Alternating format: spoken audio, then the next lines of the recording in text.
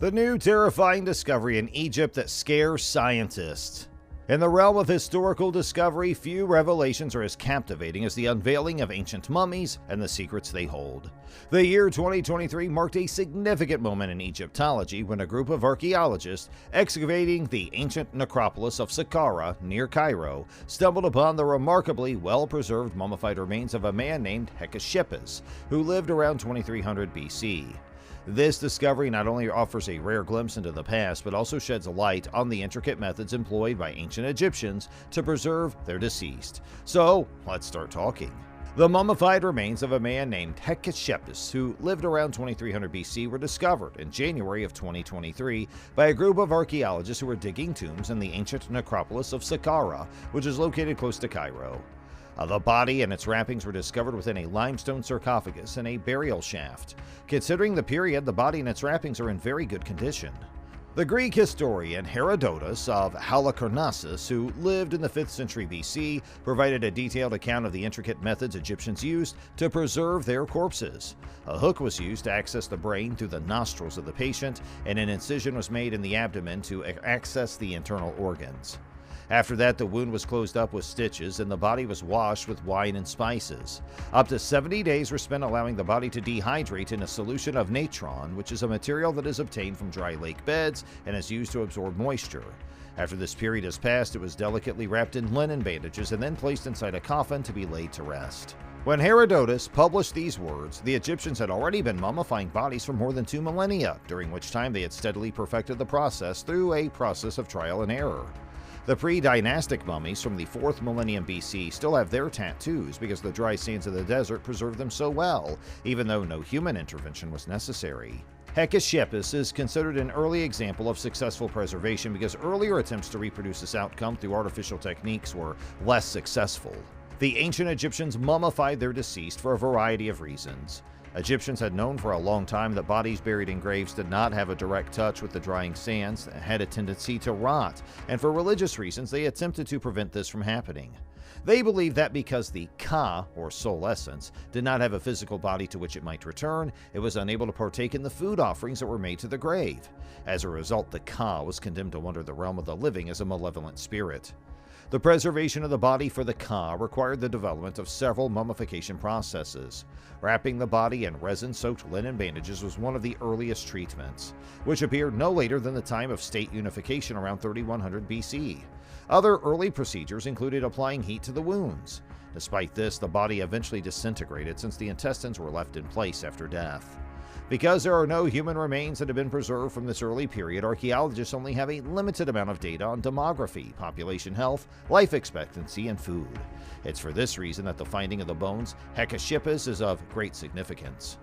The body will reveal significant new information on the mummification processes that were utilized once it's been examined by scientists. The location of the mummy's childhood home, the types of foods he consumed, his overall health, his age, and the circumstances surrounding his passing could all be determined by a scientific examination of the skeleton and teeth. So how was Hekashepes kept for future generations? His head was painted to look like it had eyes, a mouth, and dark hair. The limbs and legs of Hekashepes had also been individually wrapped to give the body a more lifelike aspect.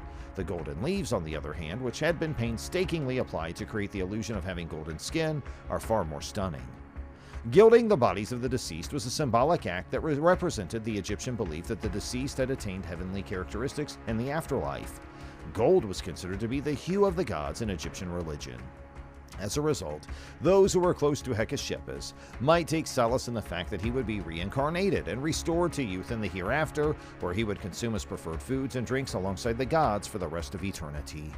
A series of well-preserved limestone statues showing men, women, and children were unearthed by the same researchers who discovered the sarcophagus of Hekashepes. These statues were found in a tomb that was located nearby, and these representations were produced to accompany graves as reserve bodies for the Ka to inhabit. Only the wealthy were able to afford the materials necessary to make them.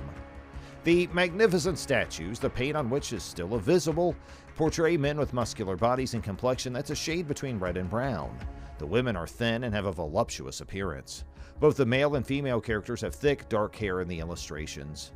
These pictures illustrate traditional gender norms in which men were expected to play more prominent positions in public life, while women were expected to stay at home and take care of the household. The fact that some of the statues portray women engaged in domestic activities such as grinding grain and preparing bread demonstrates the significance that was put on the contributions that women made to the family. In the statues depicting married couples, the husbands and wives are shown happily joining arms with one another. Some of the mothers are portrayed with their children kneeling or standing next to them at their feet.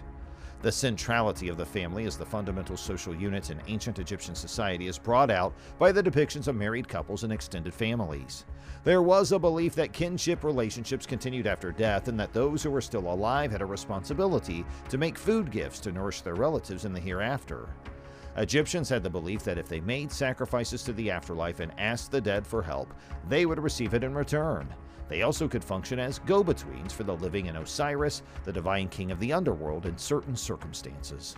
Although it's not difficult to acquire the idea that ancient Egyptians were obsessed with death, the care with which they treated their deceased demonstrates a passion for life and a real hope of continuing existence after death. This is evidenced by the fact that they buried their dead in elaborate tombs.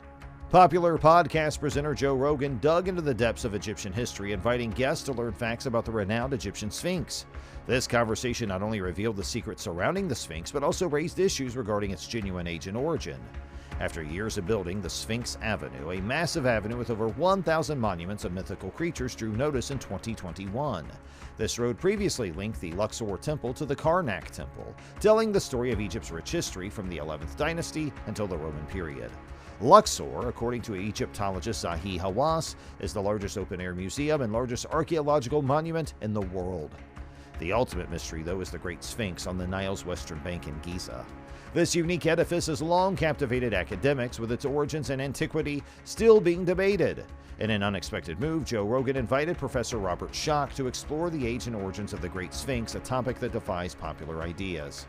Professor Schoch, a well-known Egyptologist, presented data indicated that the Great Sphinx may be far older than previously thought.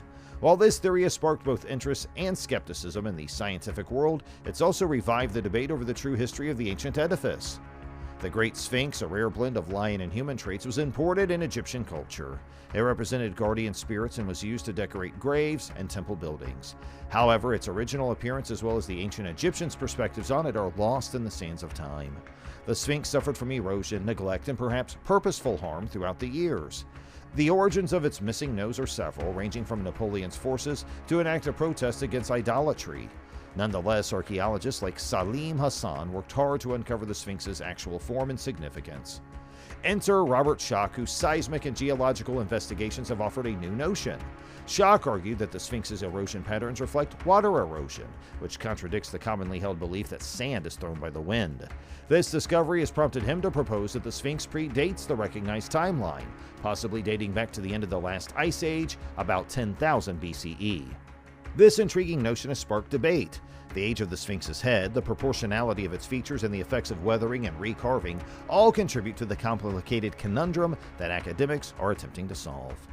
Hey, that's all for today, but we'll be back with more soon. Don't forget to hit the like button and subscribe to our channel. Thanks for watching.